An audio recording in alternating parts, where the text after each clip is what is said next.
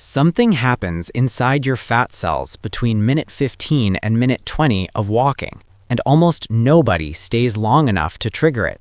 It's not motivation, it's not willpower, it's biology. Most people think walking is too simple to matter, too slow, too easy. If it doesn't leave you breathless, drenched in sweat, or sore the next day, it must not be doing much, right? But beneath your skin, wrapped around your organs, there are billions of fat cells listening, waiting. And when you lace up your shoes and start moving, those cells don't just sit there, they respond. Today, we're walking minute by minute through exactly what happens inside your fat cells when you walk for 30 minutes a day. Not theory, not hype, just physiology. Let's begin. The moment you start walking, your body doesn't immediately dive into fat stores. At first, you're running mostly on glucose, sugar circulating in your bloodstream, and glycogen stored in your muscles and liver. This is your quick access fuel. But something more important is already happening. Your nervous system activates, your heart rate rises, blood flow increases, your breathing deepens, and your adrenal glands release small amounts of adrenaline and noradrenaline. These aren't panic hormones in this context, they're messengers. They travel through your bloodstream and bind to receptors on your fat cells. Think of each fat cell like a secured storage warehouse. Adrenaline is the key turning in the lock. When it binds, it activates an enzyme called hormone-sensitive lipase, HSL. HSL is the gatekeeper. Its job is to begin breaking apart triglycerides, the stored form of fat, into smaller molecules called free fatty acids. But in the first 5 minutes, this system is just warming up. The signal has arrived. The engine is starting. By the time you reach 10 minutes, something shifts. Lipolysis, the breakdown of stored fat, begins ramping up. Triglycerides inside your fat cells are being split apart into free fatty acids and glycerol. These fatty acids start slipping out of the fat cell and into your bloodstream. At the same time, blood flow to adipose tissue increases. That matters because fat can't burn itself. It has to be transported to your muscles. Walking improves that delivery system. Your muscles, which were initially burning mostly glucose, now begin accepting these incoming fatty acids. They shuttle them into mitochondria, tiny cellular structures often called the power plants of the cell. Inside the mitochondria, fatty acids undergo beta oxidation. They are converted into ATP, the energy currency your body runs on. Now you're no longer just using quick sugar, you're tapping into stored energy. And here's where most people quit. 10 minutes feels good enough, but they stop right before the real metabolic shift. Around minute 15 to 20, your body fully transitions into a higher rate of fat oxidation.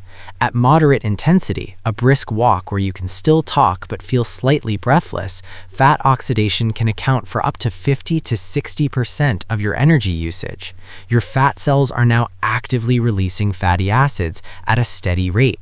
Your muscles are efficiently burning them, but something deeper is happening. Your fat cells are adapting.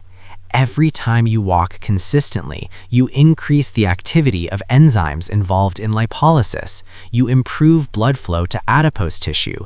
You enhance the transport proteins that move fatty acids into muscle cells. You're not just burning fat. You're training your fat cells to respond faster in the future. They become more metabolically flexible, more cooperative, more efficient. And then something remarkable happens. Your muscles begin releasing a hormone called irisin. Irisin travels to white fat cells, the ones primarily responsible for storage, and it encourages them to behave more like brown fat cells. Brown fat burns energy to generate heat. This process is known as browning.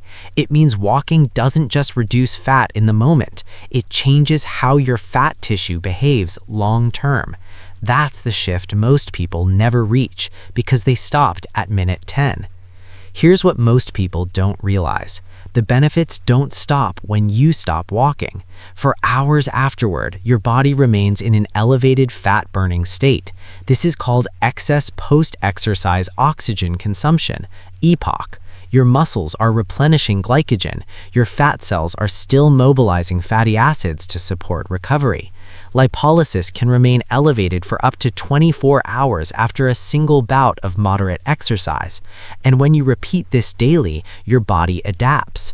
Fat cells shrink, not because they disappear, but because they release their contents. Smaller fat cells are healthier fat cells. They produce beneficial hormones like adiponectin, which improves insulin sensitivity and reduces inflammation. Inflammation markers decrease. Insulin sensitivity improves. Your body becomes more efficient at switching between fuels. You move from chronic storage mode to dynamic balance.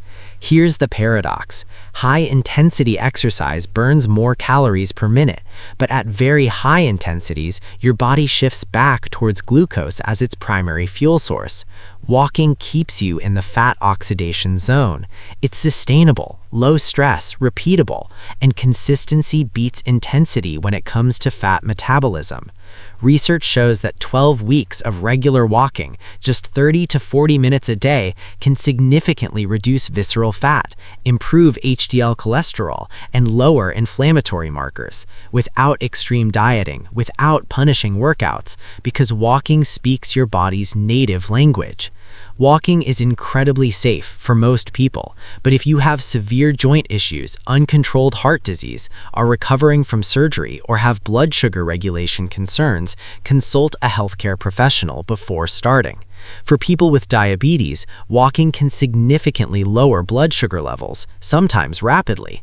Monitoring matters. Start where you are. Build gradually. Consistency is everything. So what actually happens to your fat cells when you walk 30 minutes a day? They wake up, they receive the signal, they unlock stored energy, they release, they adapt, they become more responsive, more flexible, more willing to work with you instead of against you. You're not fighting your body, you're teaching it. Every step says it's safe to let go. We're moving now. And over time, your body listens. This isn't about punishing yourself in the gym. It's not about chasing exhaustion. It's about showing up. 30 minutes, one foot in front of the other, trusting that beneath the surface, billions of cells are responding. Now I want to hear from you. Did you know walking could change your fat cells at the molecular level? Did you ever feel that shift around minute 15 or 20? Comment below. I read every single one. And if this helped you understand your body in a new way, hit the like button so more people can see the science behind something so simple. Subscribe for more physiology explained clearly. No hype, no extremes. I'll see you in the next one.